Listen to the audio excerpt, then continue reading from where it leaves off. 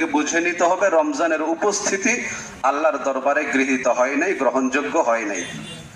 এজন্য রমাদানুল মুবারকে আমরা যেইভাবে মসজিদের সাথে, ভালো কাজের সাথে, তিলাওয়াতে কোরআন, তাসবিহ তাহলিলের সাথে সম্পৃক্ত ছিলাম, রমজানের পরেও যেন আমাদের এই আমলগুলো জারি থাকে। এই জন্য আমরা সজাগ দৃষ্টি রাখবো, সচেষ্ট থাকবো ইনশাআল্লাহ। এরপর শায়ের বলেন, কবি বলেন, লাইসাল ঈদু লিমান রাকিবাল মাতায়া। যে ব্যক্তি গাড়ি ঘোড়াতে চড়ে আত্মীয় স্বজনের সাথে সাক্ষাৎ করতে যায়, বাস্তবিক পক্ষে ঈদ তার জন্য নয়। ঈদ কার জন্য? ইন্নামাল ঈদু লিমান তারাকাল খাতায়া। বাস্তবিক পক্ষে ঈদ ওই ব্যক্তির জন্য যেই গুনাহ সম্পূর্ণরূপে ছেড়ে দিয়েছে। কবি বলেন, লাইসাল ঈদু লিমান তাযায়্যানা বিজিনাতিদ দুনিয়া। দুনিয়ার সাজে যে ব্যক্তি সজ্জিত হয়েছে, বাস্তবিক পক্ষে ঈদ তার জন্য নয়। ঈদ কার জন্য? ইন্নামাল ঈদু লিমান তাজাওয়াদা বিজাদিত তাকওয়া।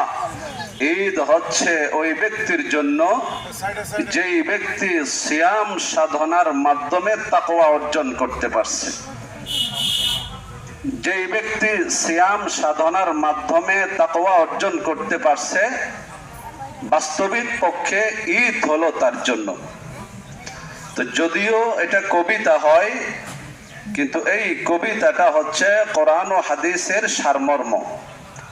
আল্লাহ পাক আমাদেরকে বুঝার তৌফিক দান করুন, আমিন বলি। মুহতারাম হাজিরিন, ঈদের নামাজ সংক্রান্ত বিষয়ে দুই একটি মাসআলা আমরা লক্ষ্য করি। যেহেতু তলাবুল ইলমি ফরিদাতুন আলা কুল্লি মুসলিম, দ্বীনি ইলম তলব করা প্রত্যেক মুসলমানের উপর ফরজ।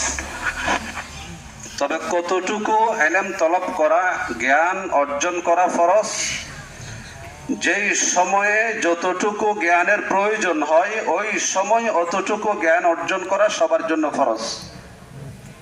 আমরা আজ ঈদগাহে এসেছি ঈদের নামাজ আদায়ের জন্য। তাহলে ঈদের নামাজ কিভাবে আদায় করতে হয়, ঈদের নামাজের যাবতীয় মাসআলা মাসাইল জানা আমাদের প্রত্যেকের জন্য ফরজ। নামাজের কয়েকটি মাসআলা